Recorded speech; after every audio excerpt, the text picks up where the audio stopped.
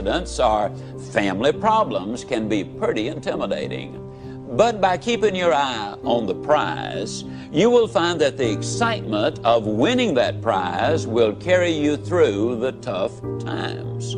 Third, if you don't have daily objectives, you qualify as a dreamer and not as a doer. Dreamers are fine, provided they build foundations under their dreams by working daily towards them. Often, the difference between the great and the near great is the awareness that making it big means working every day towards our long-range objectives. And four, your goals must be specific, not vague or general. If you want a new home, for example, know every detail of that house. How many square feet, number of rooms and bathrooms, the shape of the living room, the type and kind of lot, its location. If it's a car you're dreaming about, picture the make, the model, the color, and every option you want it to have. You see, if you want to reach your goal, you must see it, be able to smell, to touch, and to taste it. Know how it looks and what it feels like in your own mind. Before you can reach that goal, you see, it is true that whether you think you can or think you can't, you are generally right. If you organize your mind to a certain level of organization, it in turn organizes the whole system. Your body, your emotion, your energies, everything gets organized in that direction. Once all these four dimensions of you, your physical body, your mind, your emotion and the fundamental life energies are organized in one direction, once you're like this, anything that you wish happens without even lifting a little finger actually. It would help to assist it with activity, but even without doing any activity, you can still manifest what you want if you organize these four dimensions in one direction and keep it unwavering in that direction for a certain period of time. Right now the problem with your mind is, every moment it is changing its direction. It is like you want to travel somewhere and every 2 steps if you keep changing your direction, the question of you reaching the destination is very remote unless it happens by chance. It's very important that our physical action, emotional action, mental action and energy actions are controlled and properly directed. If it is not so, we become destructive, self-destructive. Right now, that is our problem. The technology, which is supposed to make our life beautiful and easy, has become the source of all the problem that we are destroying the very basis of our life, which is the planet. So what should have been a boon, we are making a curse out of it. What has brought incredible levels of comfort and convenience to us in the last 100 years or so has also become a threat to our life simply because we are not conscious action, we are in a compulsive state of action. So organizing our minds fundamentally means moving from a compulsive state of activity to a conscious state of activity. Had I knuckled down, had I really given in to the restrictions and limitations placed on me, I wouldn't be who I am today. It was my talking that saved me. Here was the classic, shut up, you talk too much, shut up. Why you talk so much? You've always got something to say. And today people pay me well to hear me speak. Yeah. If I had shut up as a child, that may not have ever happened. What you say, that's not really the issue. No. Learning to trust other people. No. The real issue is trusting yourself.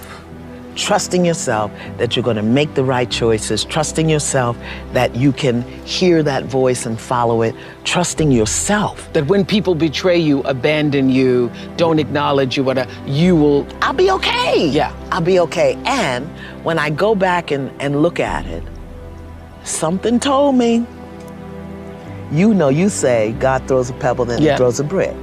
You cannot solve the problem because you do not know what the problem is.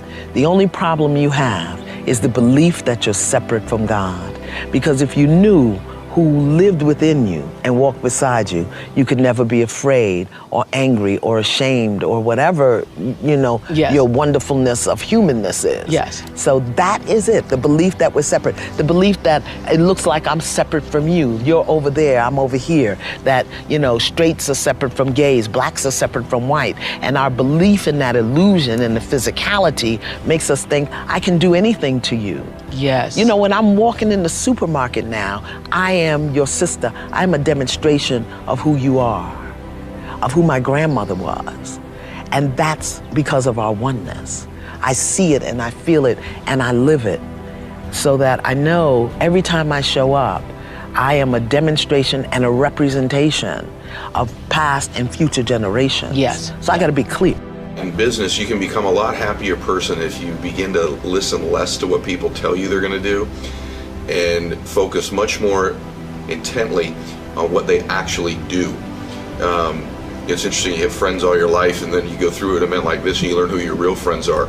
Any of you that ever been through a trial in your life or a difficult time, in my case it was a health issue recently, it's during those times when people actually physically step up and show you that they're your friend, that you learn the most about them. It's not someone telling you I love you or hey buddy, you know, care about you.